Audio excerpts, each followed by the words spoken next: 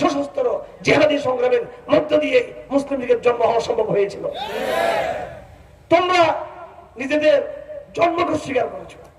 যেই ব্যক্তি বলে আমার বাপ আছে, তবে আমার বাপের জন্ম করতে গেলে আমি জানি না, আমার বাপই শুধু, তাহলে তাকে কি আমরা বলবো তার জন্ম ঠিক আছে?